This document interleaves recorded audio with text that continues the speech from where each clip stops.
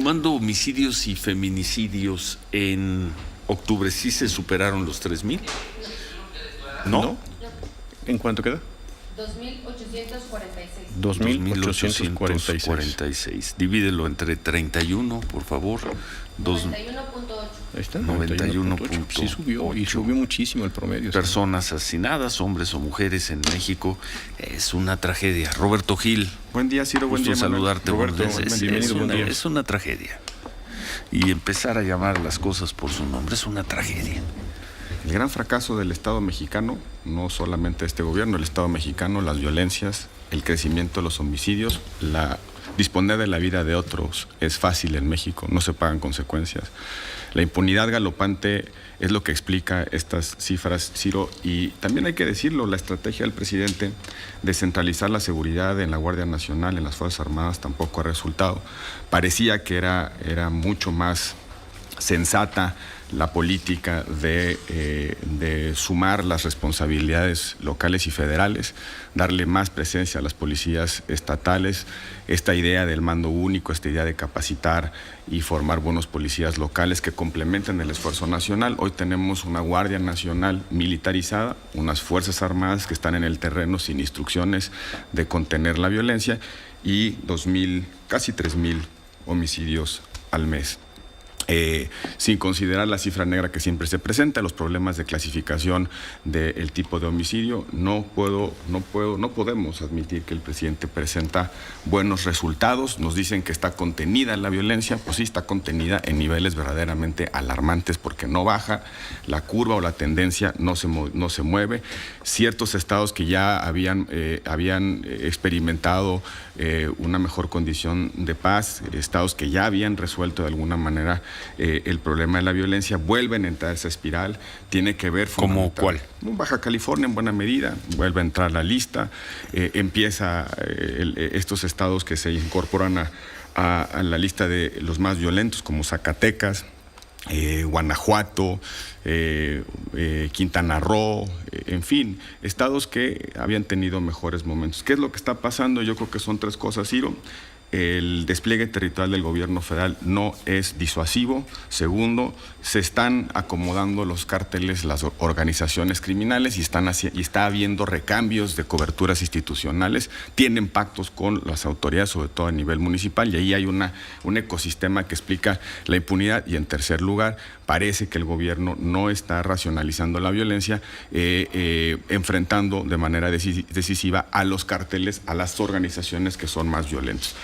Hay que decirlo y repetirlo hasta el cansancio, los criminales utilizan la violencia como un medio de producción, como un medio de su negocio, como una forma no solamente de protegerse de la autoridad cuando la autoridad los acosa, sino también para poder ganar territorios, plazas y rutas.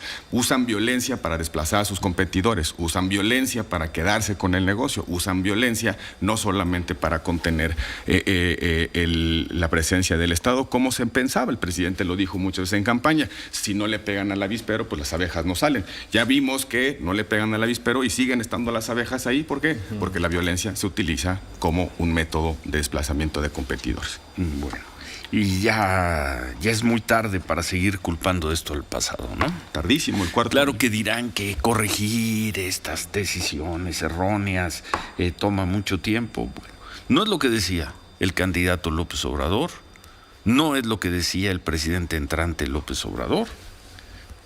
No. El presidente... No es lo que decía. El candidato y el presidente nos dijo muchas veces, que para acabar con la violencia bastaba meter a los militares a los cuarteles, que sea la ruta de la pacificación de México. Hoy, como nunca, hay una presencia militar institucionalizada, oficializada. Una Guardia Nacional, un transitorio que se ha pospuesto en su vigencia. Las Fuerzas Armadas pueden actuar en condiciones de seguridad pública prácticamente sin ninguna limitación. ¿Y por qué la violencia sigue estando a sus anchas? Porque la solución no está ahí. La solución está en un Estado eficiente que disuada los delitos y sobre todo que castiga a los responsables de la violencia. Y para eso necesitan policías de investigación, policías municipales, fiscalías autónomas y profesionales y un largo etcétera. Bueno, nada más vamos a darle una última revisada. Sí, a los datos, sí. Humberto, Sí. si nos... ¿Pero decías? No, sí.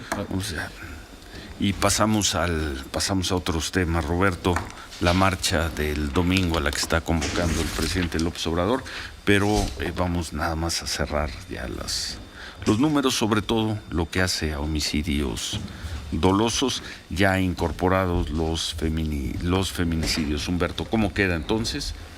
Queda en el dato acumulado histórico del gobierno de Andrés Manuel López Obrador, 135,421 personas, de acuerdo con las estadísticas oficiales, han sido asesinadas. 135,421 personas han sido asesinadas durante los 1,429 días medidos, Que son 47 meses.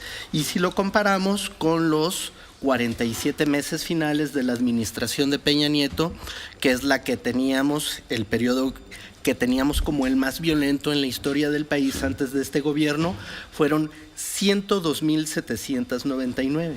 Fíjate, Roberto, comparando, haciendo el corte, 47 meses de este gobierno, los últimos 47 de Enrique Peña Nieto, la cifra total, que creo que en este caso es la importante. Aquí este tema no lo puedes manejar por porcentajes. Son vidas que se perdieron. Se mataron 33,000 mexicanos más en estos 47 meses, del por sí altísimo número que se tuvo al final del gobierno de Enrique Peña Nieto. Lo repito, por segunda ocasión, es una tragedia. Es una tragedia. Cada día de este gobierno en promedio han asesinado a 95 personas. Cada día, o sea, mientras ahora estamos hablando y que estén quitándole la vida a una persona, y mientras en la conferencia mañanera se persiste con que se está resolviendo, pues lo que tenemos son estos datos. 135,421 personas asesinadas, muertas porque alguien más así lo quiso y el aparato de gobierno lo permite. Roberto. Y Ciro, y van a marchar el sábado, ¿no? El domingo van a marchar. Con estas cifras, el presidente hará una concentración celebratoria de sus 4 años de gobierno, una concentración que va a supuestamente reivindicar logros en justicia social, en combate a la pobreza, en combate a la corrupción y en pacificación de México. Con estas cifras les debería dar pena salir a marchar, salir a elogiar a un presidente que está rebasado por la realidad, que nos ha dicho reiteradamente que estamos avanzando, pues lo que se ve es un retroceso humanitario, porque esto hay que calificarlo así, esto es una tragedia humanitaria. Es el fracaso del Estado mexicano, pero también es la vulneración de la condición humana en su máxima expresión.